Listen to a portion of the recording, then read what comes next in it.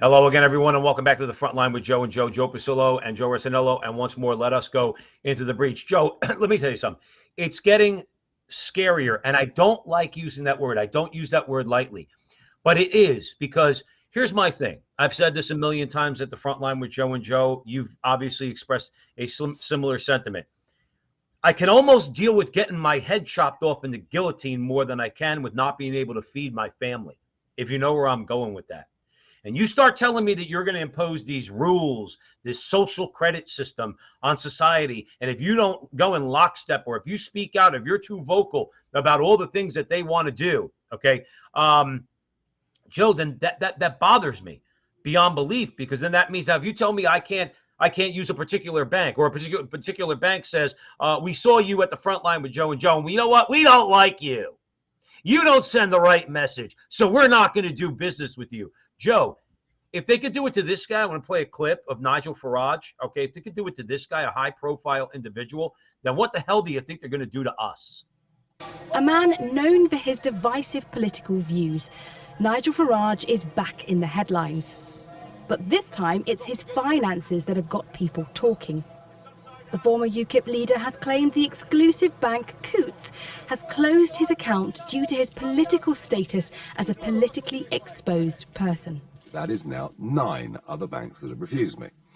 They're telling the press I don't meet their wealth threshold. Well, they've never mentioned that before in the previous 10 years. The worst of the story is they denied to me on the phone on Friday that I was a PEP, a politically exposed person. That's the reason nobody else will have me, and Coutts are, frankly, being very, very dishonest. Joe, let's leave that clip there. I want your comments, okay? Here's my thing. Did you hear the way the reporter, by the way?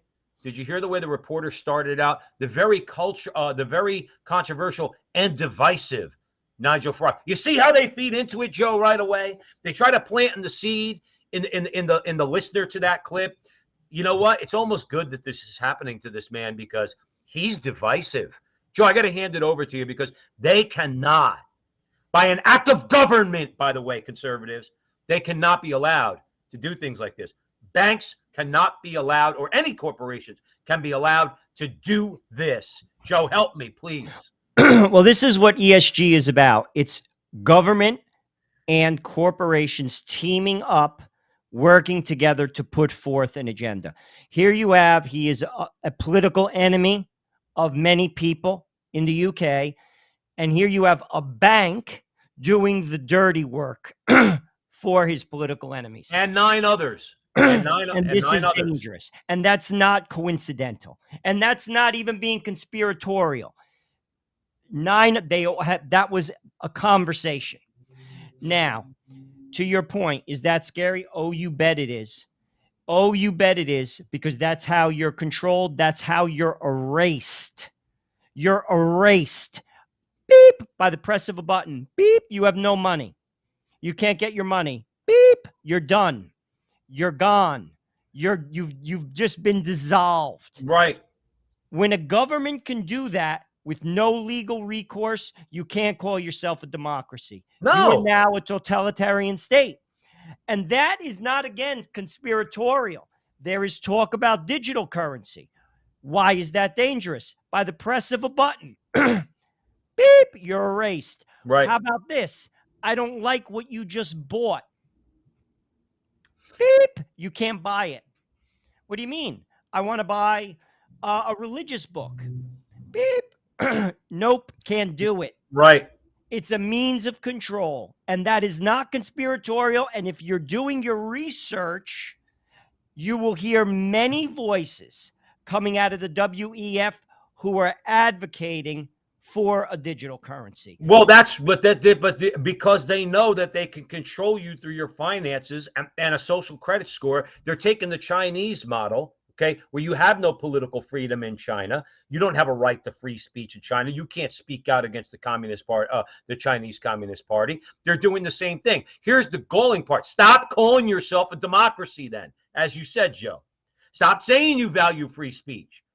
I mean, they're already hinting at what they're trying to do. But with that idiot Congressman Dan Goldman, he says, no, I'm for free speech that's legal. What does that mean, Dan? What do you mean? Who determines what speech is legal? Are Joe and I legal? I think you're Probably not. all right. No, that's what I tell them. We think you're a tool, and we say it on the show. Is that legally protected speech? Because we think we think you're a dangerous man. I'm just using him as an example. This has got to end.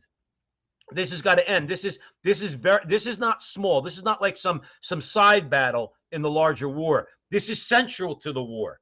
To be able to take away your ability to do business, to do banking, to have access to money, to be able to buy food.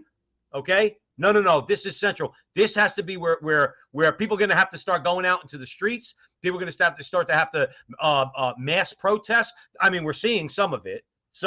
We need to see more of it. And yes, conservative-minded politicians in government have to get it through their heads, okay, that no, you are going to intrude into the free market. You can't just build a – Joe, let me shut up for a second, but here's the thing. I can't just turn around tomorrow and say, I'm going to start a bank that's going to compete with Coots, and Nigel Farage could do business with me. It doesn't work that way. I can't just start a bank. So if you think that we could just create a business to compete against them, it ain't that easy.